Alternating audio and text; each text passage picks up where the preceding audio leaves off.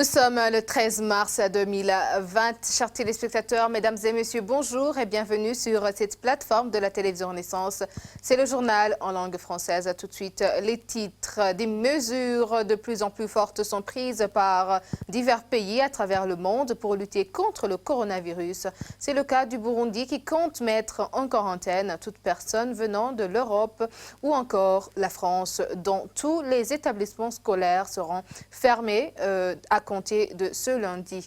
Le comportement de Évariste Ndayishimiye, qui se considère aujourd'hui comme président, démontre que la CENI connaît les résultats des élections. C'est le point de vue de Emmanuel Ndereimana, chargé de la communication au sein de la coalition CEFOR Arusha. Vous allez le suivre dans ce journal. Les parlementaires rappelés à jouer leur rôle en s'impliquant dans la résolution pacifique des conflits, surtout dans la période électorale. À tout de suite pour le développement de ce journal.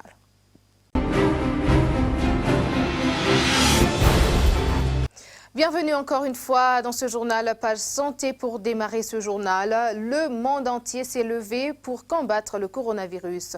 En France, le président Emmanuel Macron a décidé la fermeture de toutes les écoles du pays à partir du lundi prochain et ce jusqu'à nouvel ordre. Aux États-Unis d'Amérique, le président Donald Trump ferme les États-Unis pour tout ressortissant européen pour 30 jours. Au Burundi, le ministre de la Santé publique et de la lutte contre le sida a décidé la mise en quarantaine de tous les passagers en provenance de l'Union européenne. Reportage. Il y a quelques jours, le gouvernement burundais avait décidé de mettre en quarantaine des personnes en provenance de quelques pays européens et asiatiques. Eh bien, cette fois-ci, ce sont tous les pays européens qui sont concernés. Dans le but de la prévention de l'épidémie de la maladie à coronavirus dans notre pays, le ministère de la Santé publique et de la lutte contre le sida porte à la connaissance de l'opinion nationale et internationale que la dite mesure est étendue à tous les passagers en provenance de tous les pays de l'Union européenne et à ceux ayant séjourné dans ces pays durant les 14 jours précédant leur entrée au Burundi. Le ministère de la Santé publique et de la lutte contre le sida saisit cette occasion pour recommander fortement de généraliser la mise en place des kits de lavage des mains dans les formations sanitaires et autres lieux publics. En Afrique, le Burundi n'est pas le seul à avoir pris des mesures pour lutter contre le coronavirus. Les autres ont également pris de nombreuses décisions, dont l'interdiction de vol venant ou allant dans les pays les plus affectés. Ailleurs dans le monde, en France par exemple, la principale mesure concerne l'éducation. Dans ce contexte, l'urgence est de protéger nos compatriotes les plus vulnérables. Et l'urgence est de freiner l'épidémie afin de protéger nos hôpitaux, nos services d'urgence et de réanimation, nos soignants qui vont avoir à traiter, comme je viens de vous l'expliquer, de plus en plus de patients atteints. Ce sont là nos priorités. C'est pour cela qu'il nous faut continuer de gagner du temps et suivre celles et ceux qui sont les plus fragiles. Protéger les plus vulnérables d'abord. C'est la priorité absolue. Dès lundi et jusqu'à nouvel ordre, les crèches, les écoles, les collèges, les lycées et les universités seront fermés. Pour une raison simple, nos enfants et nos plus jeunes, selon les scientifiques toujours, sont celles et ceux qui propagent, semble-t-il, le plus rapidement le virus, même si pour les enfants, ils n'ont parfois pas de symptômes et, heureusement, ne semblent pas aujourd'hui souffrir de forme aiguë de la maladie. C'est à la fois pour les protéger et pour réduire la dissémination du virus à travers notre territoire. Quant aux États-Unis, Donald Trump a décrété que tous les vols en provenance d'Europe étaient interdits pour une période d'au moins 1 mois. Toutes ces mesures sont en train d'être prises parce que la pandémie s'étend dans le monde entier, l'OMS ayant déclaré qu'à ce jour, 116 pays ont été affectés. Au total, jusqu'à ce jeudi, 128 392 personnes ont été touchées par le virus, tandis que 80 128 en sont déjà mortes. Les 2 pays les plus affectés étant l'Italie et la Chine, d'où la maladie est partie. L'heure est à l'estimation des coûts pour affronter la pandémie. Le gouvernement burundais, par exemple, aurait besoin de 5 milliards de francs, soit près de 3 millions de dollars américains pour en venir à bout. Et maintenant, page politique. Si le candidat du CNDD-FDD, Évariste Ndayishimiye, se considère aujourd'hui comme un président déjà élu, cela démontre que la CENI connaît déjà les résultats. C'est ainsi que Emmanuel Ndereimana, chargé de la communication au sein de la coalition Sephora Arusha, explique le comportement de Évariste Ndayishimiye. Selon lui, même les militants de ce parti chantent que les élections sont déjà terminées. En français, on dit tel père, tel fils. Lui-même, le jour où on a annoncé sa candidature, dans son petit discours qu'il a prononcé, il a dit qu'il ferait exactement comme travaillait son prédécesseur. Alors, le prédécesseur faisait quoi? Durant tout son règne, il ne faisait que racketter, et ça c'est du racket. Quand on va dans une population très pauvre, et demander des vivres, de l'argent, du bétail, de tout et tout. Alors, il ne fait que copier ce que faisait son prédécesseur Nkurunziza. Ça a une origine, parce que lui-même, Évariste, il sait très bien que la CENI, qui est là, l'organe qui doit réguler les élections et tout, juste est une histoire qu'ils ont montée eux-mêmes. Ce n'est pas un arbitre. La CENI travaille pour le CNDD-FDD. Alors pour lui, dans sa tête, comme ils l'ont fait même dans le passé, les élections sont gagnées d'avance. Dans sa tête, il sait déjà qu'il est président, qu'il sera élu avec un score déjà préétabli, et les autres, on attribuera quelques notes et ça sera fini. C'est pourquoi aujourd'hui, il doit marcher. Il fait comme s'il est président parce qu'il sait d'avance qu'il a déjà gagné. D'ailleurs, même les slogans du CNDD-FDD disent que tout est fini, il ne reste que la signature. Voilà, c'est normal qu'il marche comme un président parce que les vraies élections, il sait très bien qu'il ne peut pas passer. Mais sachant que l'organe qui est là, CENI, doit prononcer que c'est lui qui a gagné, peu importe qui va gagner, ils vont proclamer que c'est Évariste du CNDD-FDD qui a gagné. La coalition Kira Burundi s'inquiète de la préparation des élections des conseillers communaux. Aloïse Valechako, président de cette coalition, se base sur l'absence des provisions dans le code électoral qui permettent aux candidats aux élections communales qui sont lésés de faire recours. Aloïse Valechako s'exprimait lors d'un point de presse. Kira Burundi aramutse ruganirira abamenyeshamakuru kugira ngo bababwire. La coalition Kira Burundi invite les journalistes pour les expliquer les problèmes concernant la préparation des élections du mois de mai 2020. Parce que les commissions chargées de préparer les élections s'épident dans les provinces, il y a des problèmes d'accepter les listes de la coalition Kira Burundi. Premièrement, les listes des dirigeants de Kira Burundi n'ont pas été acceptées dans les provinces. Tantôt, les présidents de la CEPI disent que c'est les gouverneurs qui donnent l'ordre de ne pas accepter ces listes. Et par après, ils disent que c'est la CENI qui refuse. Mais par après, la CENI accepte les listes. Le problème est qu'ils disent qu'ils ne peuvent pas vérifier nos listes. Et aujourd'hui, c'est le dernier jour du dépôt des listes. Donc, s'ils ne vérifient pas nos listes aujourd'hui, vous comprenez que nos listes vont être jetées dans des poubelles. Donc, la coalition Kira Burundi n'aura pas de candidats dans les conseils communaux.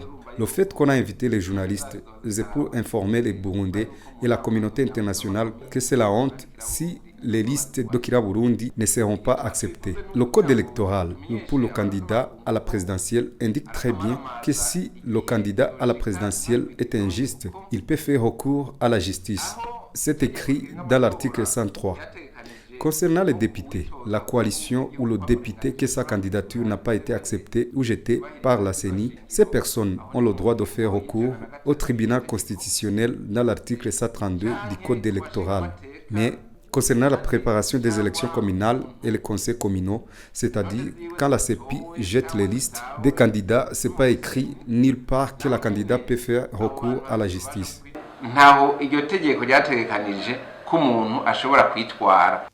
Toujours sur la page politique, les parlementaires devraient faire preuve de bonne conduite durant la période électorale. Le consultant Emmanuel Nibayoubahe, un des conférenciers qui ont animé un atelier sur la non-violence, les a exhortés à résoudre pacifiquement tout conflit qui surgirait. C'était ce jeudi lors d'un atelier organisé par l'association Habariza en province de Ngozi au profit des députés et sénateurs. Nous venons de voir ensemble avec les parlementaires et sénateurs un thème qui parle sur la gestion non violente des conflits. En général, nous avons traité ce thème et nous avons essayé de faire des contours, la genèse des conflits, comment les conflits sont cycliques, surtout si ces conflits ne sont pas bien gérés. Ils sont appelés et même à manifester, à montrer un beau comportement quand il y a des conflits qui surgissent dans la communauté. C'est eux-mêmes qui doivent afficher un beau comportement. Je dirais quand il y a des conflits, c'est eux-mêmes qui doivent promouvoir la non-violence dans la communauté, une fois s'il y a des conflits qui surgissent. Et face à la population, c'est eux-mêmes qui peuvent aider dans la gestion de ces conflits d'une façon pacifique. Et nous savons qu'ils sont habitués à le faire, c'est juste les encourager à continuer à le faire, surtout dans cette période des élections. À présent, page droit de l'homme pour poursuivre ce journal. Dans la série des atrocités contre les femmes burundaises, le Forum pour la conscience et le développement revient aujourd'hui au cas des femmes qui ont été portées disparues ou tuées en même temps que leur époux ou leurs parents. Le FOCODE dénonce l'inertie de la justice burundaise face aux crimes odieux qui ciblent les femmes et les filles et parfois les services de sécurité de l'État sont cités parmi les auteurs. Pacifique Ninina Hadjwe. L'exemple, c'est de Yvette Irakoze, qui a été assassinée le 12 août 2015 à Kamenge, devant le bar Lomanguier. Yvette Irakoze a été tuée en même temps que son mari, Egide Twagirayezu, qui était un frondeur du CNDD-FDD et qui travaillait à la Régie des eaux. C'est aussi le cas de Mme Justine Kakunze, qui a été assassinée le 28 octobre 2015 à la gare du Nord de Bujumbura, en même temps que son mari, Désiré Ndjenje. Pour cela aussi, il n'y a jamais eu d'enquête, de véritable enquête, pour sanctionner les auteurs de ce crime odieux. Tout le monde se rappelle de l'assassinat du journaliste Christophe Nkezabahizi le 13 octobre 2015 en Ngagara. Là, je rappelle que selon plusieurs sources, des éléments de la police, de l'unité de police de protection des institutions API, des éléments d'ailleurs qui seraient très proches du palais présidentiel, ont attaqué la résidence de Christophe Nkezabahizi dans la soirée du 13 octobre 2015. Ils n'ont pas tué seulement Christophe Nkezabahizi, mais ils ont tué tous ceux qu'ils ont trouvés à sa résidence. Et parmi les victimes se trouvent notamment son épouse Alice Nyonzima, alias Kadoudou, mais aussi leur fille Inès Kamikimana Nikura. Et jusqu'ici, il n'y a toujours pas d'enquête sérieuse sur cet assassinat et les auteurs de ce crime n'ont pas été châtiés conformément à la loi.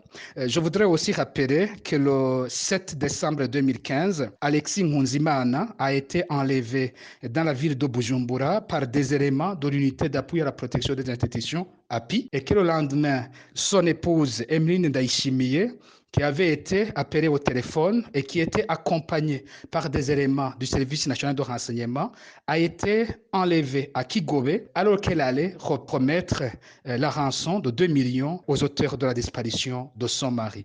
Donc, depuis les 7 et 8 décembre 2015, le couple Emeline Ndayishimiye et Alexis Nkunzimana est resté introuvable. Enfin, je rappelle l'assassinat du général Athanase Kararuza le 25 avril 2016. Et vous vous souvenez que le général Kararuza a été tué avec son épouse, de même que son épouse Consolate Kararuza, et que leur fille Daniela Mundu a succombé aussi aux blessures qu'il a reçues reçus au cours de cette attaque. Et vous vous souvenez qu'il n'y a toujours pas d'enquête sérieuse sur l'assassinat du général Kararouza, alors que plusieurs sources confirment que l'assassinat du général aurait été opéré par des éléments de l'armée burundaise qui sont même parfois identifiables. Voilà, donc dans la liste de plusieurs crimes du régime contre des femmes, ces autres ont été tués avec leurs époux et comme dans les autres cas, il n'y a pas eu d'enquête, il n'y a pas eu, la justice n'a pas fonctionné sur tous ces cas. Page sécurité au sujet des récentes attaques qui ont été menées en province de Bujumbura. Emmanuel Ndereimana considère qu'elles ont été préparées pour deux raisons. Elles visaient à provoquer le désordre dans le pays pour que les élections soient reportées. Elles avaient aussi pour but de discréditer Gwassa Agaton pour qu'il soit emprisonné et que le CNDD-FDD reste le seul sur la scène politique. Suivez. Pas eu d'attaque, c'est juste des montages qui se sont opérés au sein du parti CNDD-FDD. Malheureusement, il y a eu beaucoup de morts. Peut-être qu'un jour, s'il y a justice, on pourra demander au parti CNDD-FDD ce que cela signifiait. Parce qu'ils ont sacrifié beaucoup de vies. Mais malgré tout ça, Nkurunziza a dans sa tête, il calcule comment revenir au pouvoir. Alors, il a essayé de barricader les rues, mettre le peuple dans la rue pour réclamer son retour. Vous avez vu, on a bloqué les routes peut-être dans 5 ou 6 provinces, mais personne n'a répondu à cet appel. Mais devant cet échec, il a pensé à autre chose. Alors, cette autre chose, c'est quoi? Il faut créer une insécurité dans tout le pays. C'est là ils ont pris des jeunes, Imbonerakure, on les a armés, mais ils ont aussi préparé une autre équipe qui va les contrer, les tuer. Vous avez vu des images, c'est atroce. Alors pour lui, Nkurunziza et quelques membres qui croient à son retour, ils pensaient à quoi? Ils pensaient qu'après il y aura catastrophe, les radios vont parler des massacres, des ceci. Ils ont été attaqués par les FNL, c'est ce qu'ils disaient, qu'ils sont des combattants de Agathon Rwasa, SNL, tout ça. Ça avait deux facettes. La première était quoi? Qu'il y ait insécurité et qu'on proclame qu'il n'y aura pas des élections, état d'urgence quoi. Le pays est dans un état d'urgence, les élections sont repoussées à une date ultérieure et comme ça Nkurunziza peut s'attribuer facilement une transition. La deuxième facette c'était qu'avec cette attaque, on attribue tous ces massacres à Agathon Rwasa, on l'arrête, on le met en prison, comme il est le seul challenger dans les élections qui vont suivre, le mettre en prison et garder le terrain libre. Aujourd'hui, nous sommes dans quelle situation? Nkurunziza est en train maintenant de penser à quoi faire pour revenir. Mais ça ne sera pas facile parce que je pense qu'Evariste aussi veut s'asseoir sur cette chaise présidentielle. C'était Emmanuel Ndereimana, chargé de la communication au sein de la CFOR Arusha. Depuis 2016, la Commission des Nations Unies chargée des enquêtes sur le Burundi produit des rapports sur le pays. Nombreux sont ceux qui estiment que ces documents ne servent pas à grand-chose étant donné que la situation ne s'améliore pas. Pour d'autres, ces rapports sont indispensables. Pour Bonfils Nyongere, journaliste à la radio Inzamba Agate Kakawe, ces documents finiront un jour par avoir l'effet escompté. Bonfils Nyongere l'a dit dans l'émission Club de la Presse animée par Franck Adé. C'est une bonne chose pour eux puisque c'est d'abord informer le public qui a été privé de l'information d'un droit pourtant reconnu par la Constitution. Droit à l'information. Donc, le gouvernement de Burundi, le gouvernement de Nkurunziza, en détruisant les médias indépendants, il voulait priver de la population toutes ces informations. Mais est-ce que, quand vous parlez d'un droit à l'information pour la population, est-ce que ces rapports sont destinés à la population? Non, ces rapports ne sont pas destinés à la population, mais la population a droit de savoir ces rapports contiennent quoi, le contenu de ces rapports. Et c'est donc le rôle de ces médias. Le rôle de ces médias, c'est de dire à la population le contenu des rapports, mais également de poursuivre l'objectif des rapports, mais aussi l'issue qui pourra venir d'ici peu ou longtemps. vaut mieux tard que jamais, puisque en Kirundi on dit akadatawe ntawe kaja akabitswe ntikabora. Donc, et pour dire quoi? Pour dire qu'une chose qui n'est pas jetée et qui est conservée, il ne pourrit pas, et ça va produire demain après-demain des effets. Ça peut produire des effets. Et là, je suis optimiste. Donc, et vous, personnellement, vous voyez les choses de la même manière que les médias? Je pense oui, parce que nous avons vécu en Burundi qui a été endeuillé par des crises cycliques qui ont endeuillé le Burundi. Et des crises cycliques qui étaient avant 2015, ils n'avaient pas été répertoriés, tels que les violations des droits de l'homme sont en train d'être répertoriées aujourd'hui. Clôturons ce journal sur cette brève fin du procès de l'Ougandais Dominique Ongwen, enfant enlevé, devenu chef rebelle devant la Cour pénale internationale CPI. Selon les informations parues sur le site de la RFI, Dominique Ongwen a été enlevé vers l'âge de 14 ans par des hommes de Joseph Kony dans le nord de l'Ouganda. L'enfant soldat est ensuite devenu l'un des commandants de la redoutable armée de résistance du Seigneur, la LRA. Le milicien répond de 70 accusations de crimes contre l'humanité et de crimes de guerre, dont les meurtres, les viols, les mariages forcés, des persécutions, pillages et conscriptions d'enfants de moins de 15 ans commis entre 2002 et 2005. Dominique Ongwen a plaidé non coupable et s'est présenté en victime. L'un des arguments de la défense est qu'il a été enlevé dans son enfance. Le procureur admet que l'enrôlement forcé de l'accusé dans la terrible milice de Joseph Kony pourrait compter parmi les circonstances atténuantes lorsque les juges fixeront la peine. Ces magistrats ont désormais débuté leur délibéré et auront jusqu'à janvier 2021 pour prononcer leur verdict. Eh bien, c'est par ici que prend fin ce journal. Merci de nous avoir suivis. À la prochaine édition.